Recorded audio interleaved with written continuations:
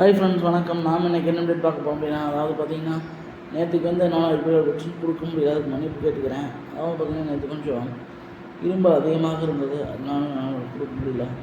So அதுக்கு மன்னிப்பு கேட்டுக்கொள்கிறேன். நாம் இன்றைக்கி பார்க்க போகிற அப்டேட் என்ன பார்த்தீங்கன்னா, நேற்றைக்கு நடைபெற்ற மும்பை இந்தியன்ஸ் vs ஆர்சிபி மேட்சை பற்றின அப்டேட்ஸ் பார்க்க போகிறோம். இந்த மேட்ச் வந்து பார்த்திங்கன்னா நம்ம மும்பையில் இருக்கக்கூடிய வான்கண்டே ஸ்டேடியத்தில் நடைபெற்றது.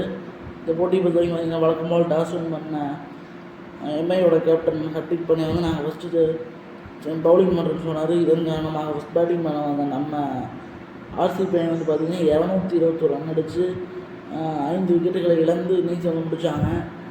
இதில் வந்து பார்த்திங்கன்னா யாருக்கு ஸ்கோர்ஸ் அப்படின்னு பார்த்திங்கன்னா நம்ம விராட் கோலி வந்து கிங் கோலி அவர் வந்து பார்த்திங்கன்னா அவர் பங்கு 66 ரன் அடித்து அவுட் ஆனார். அதுக்கப்புறம் பார்த்திங்கன்னா நம்ம ரஜித் பட்டியா வந்து 64 ரன் அடித்தார். அவர் தான் மேன் ஆஃப் த மேட்சாகவே தேர்வு செய்யப்பட்டார்.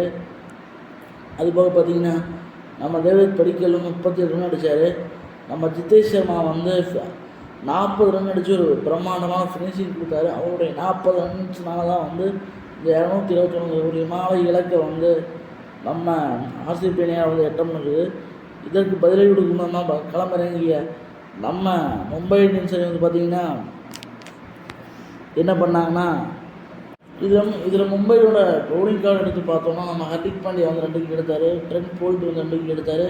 விக்னேஷ் புதூர் வந்து 1 விக்கெட் எடுத்தார். ஆனால் அவர் வந்து ஒரே ஒரு ஓவர் தான் போட்டார், 1 விக்கெட் எடுத்தார். தேஜத் படிக்க 1 விக்கெட் எடுத்தார். பட் என்ன காரணம்னு தெரியல, கேப்டன் ஹர்திக் பாண்டியா வந்து அவர் கொடுக்கல. அது ஒரு பெரிய விவாதமாக போயிட்டுருக்கு. இதை பற்றி நான் உனக்கு கருத்துக்கலாம் கமெண்ட் பாக்ஸில் போடும்போது நான் கேட்டுக்கிறேன். அதே போல் வந்து பார்த்திங்கன்னா இதன் பிறகு களமிறங்கிய நம்ம மும்பை இந்தியன்ஸ் வந்து பார்த்திங்கன்னா 209 ரன்கள் மட்டுமே அடிக்க முடிஞ்சுது. அதுக்கு வந்து 9 விக்கெட்டுகளை வந்து இழந்தாங்க.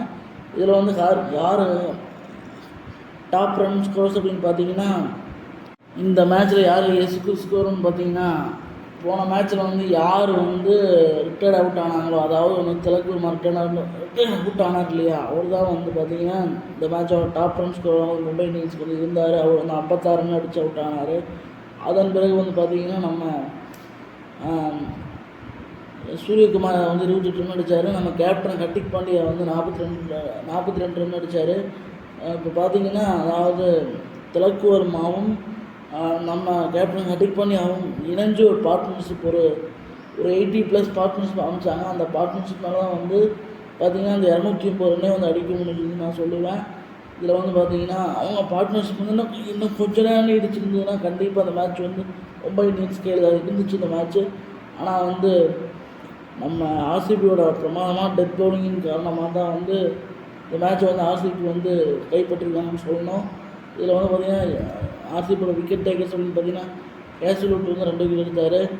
நம்ம ஹேசல்வுட் வந்து 2 விக்கெட், யாஸ் தயார் வந்து 2 விக்கெட்டு, குணால் பாண்டியா வந்து 4 விக்கெட் எடுத்தார். அவர் தான் வந்து ஒரு மேட்ச்சுக்கே வந்து இந்த மேட்ச் ஜெயிக்கிறதுக்கு காரணமே வந்து குணால் பாண்டியாவோட ஸ்பெல்லு தான் நான் சொல்லுவேன்.